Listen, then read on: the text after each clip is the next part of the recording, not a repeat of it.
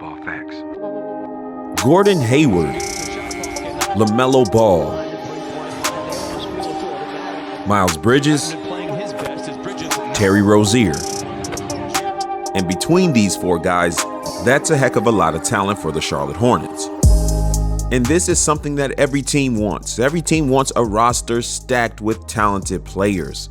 And we've seen the Charlotte Hornets benefit greatly from this. At the start of this season, they beat the Pacers, they beat the Cavs, they even beat the Brooklyn Nets. Started the season out 3-0, and it seemed like things were going just great. Now, it's still early to say whether the season is a fiasco or it's a celebration, but we're going to address the last three games that they played because there's kind of a pattern in the fourth quarter. With all of these guys and who they are and the positions they hold, the hierarchy on the team, the fourth quarter can get a little confusing because in the fourth quarter, that's where the marquee players, the star players like to put the game on their back. And we've had teams like the Warriors where you got Steph and Clay, and it really didn't matter between them who took the last shots and who was taking over.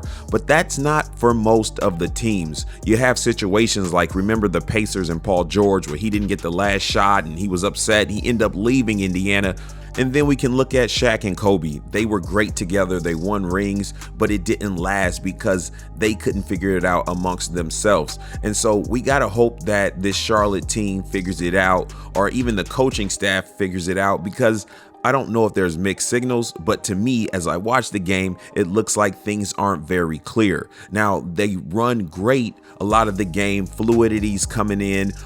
They're passing back and forth. You don't know who's going to end up with the shot. But then in the fourth quarter, they tend to start taking turns. And that's a sign of one guy getting in the mentality of the game's on the line. I'm going to go win us the game.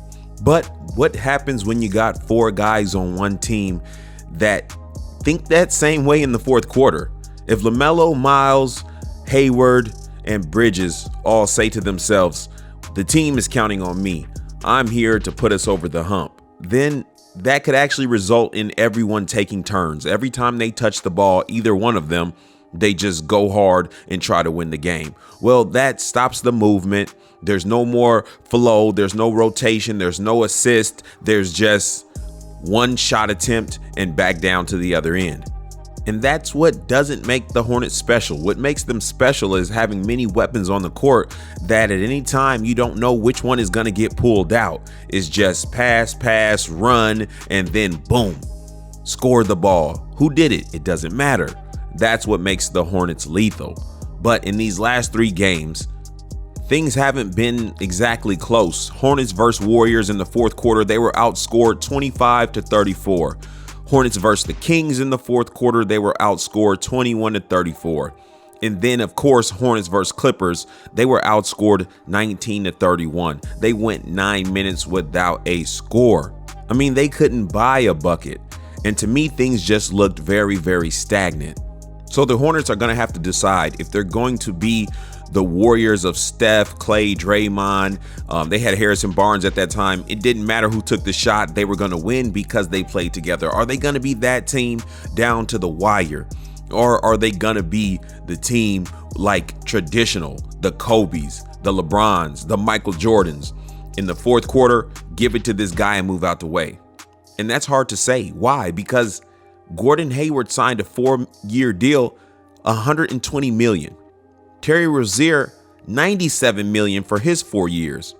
Then you got Lamelo Ball, Rookie of the Year, and then Miles Bridges. They don't re-sign his contract, but he's their leading scorer. He comes out red hot this year. So all four guys really do have a reason to say, I'll put the team on my back. I'll push us over the hump. So when JB calls a timeout in the fourth quarter, he's going to come out and he does set plays, and sometimes they convert to points, sometimes they don't. But what would be more effective is if the team was just moving, all moving components, a lot of passing, a lot of cutting, a lot of team playing, where you didn't have to call these plays in the fourth quarter just to try to get one bucket. But when it's that stagnant, that's what he has to do. And then he's designating this guy gets the shot.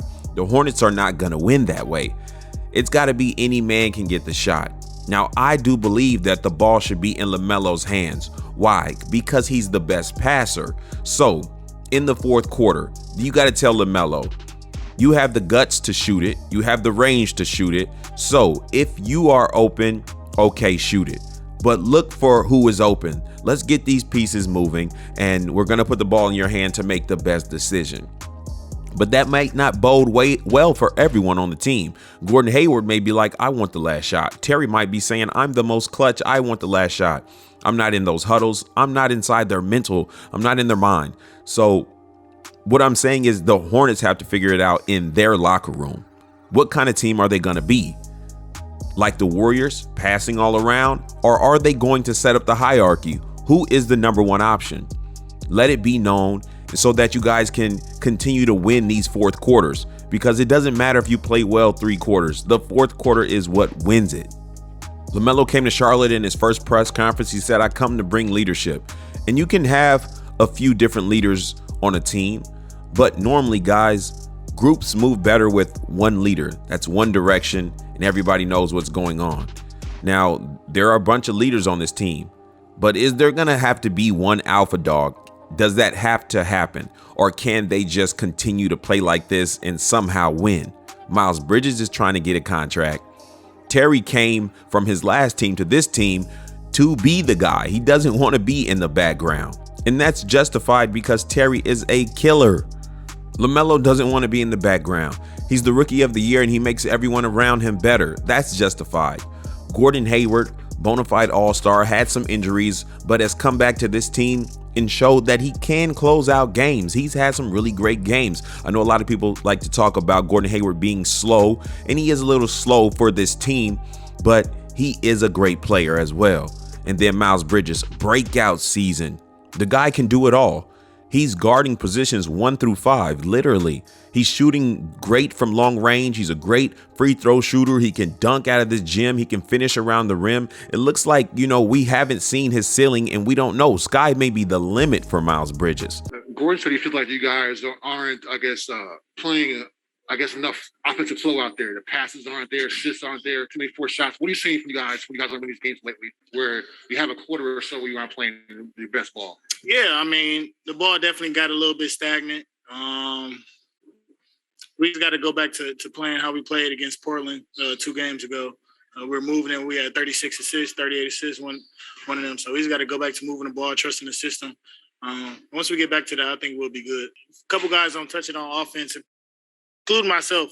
But sometimes if I don't touch it for a long time, I let that dictate my defense. And that's a no. You can't do that. But I want you guys in the comment section to let me know, does this Hornets team need to name a leader of the pack that they depend on in the fourth quarter?